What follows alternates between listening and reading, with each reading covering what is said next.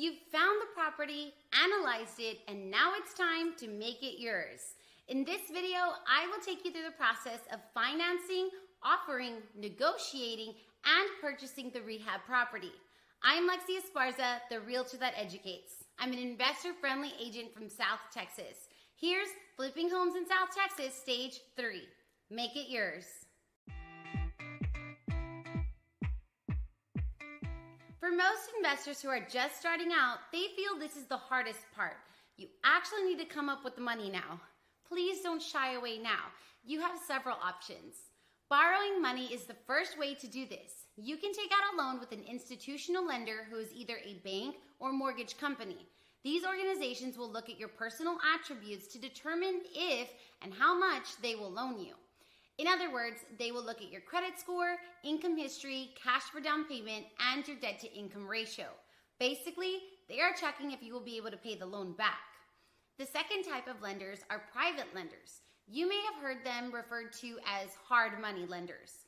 On the contrary to institutional lenders, private lenders will not scrutinize your personal finances too much. Instead, they are interested in the potential of the property itself. To get a private lender to loan you money, you need to be able to prove that this property is a good home to flip. This is why your CMA is so important. I cannot stress enough how important it will be to have an accurate one. Please don't hesitate to work with a real estate agent if you aren't comfortable with the process. The other thing you can do is partner with someone who has the money to put up. In exchange for their money, they will have part ownership in the home.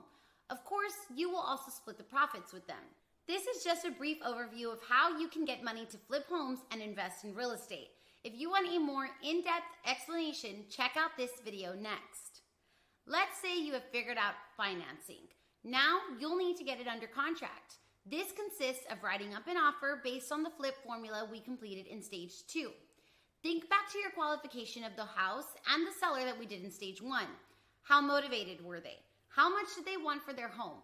Keep this in mind when deciding how much to offer. Depending on the situation, you can either go all in at your maximum offer or offer less with the knowledge that they may counter back asking for more. Whatever you do, however, do not let the negotiation go beyond your maximum offer number. When investing in real estate and flipping homes, the numbers must make sense. You can work with a real estate agent to help you with the negotiation. Or, depending on the situation, you may be able to get it under contract between you and the seller. If you go this route, however, be sure to use some form of contracts, and of course, you can always contact your attorney for legal advice. Shaking hands isn't enough. You need that legal documentation. For this reason, I think it's best to be represented by a real estate agent, but that is up to you. Once negotiation is complete and you and the seller have agreed on terms, you have a contract. Here comes the due diligence period. During this time, you'll want to have a licensed inspector go out to the home to uncover any underlying issues. If there is something the inspector brings up that you don't have on your SOW, take a closer look. If it's a problem that is on the must-dos list, you'll need to add this in. Make sure you account for anything the inspector brings up that you will need to repair. This will be an added cost and can affect your formula. You can also ask the subcontractors you'll be using to look at the home and get you a more exact quote. Oftentimes, they'll do this for free since you'll likely be giving them business. Once you have exact quotes for everything, run your numbers again.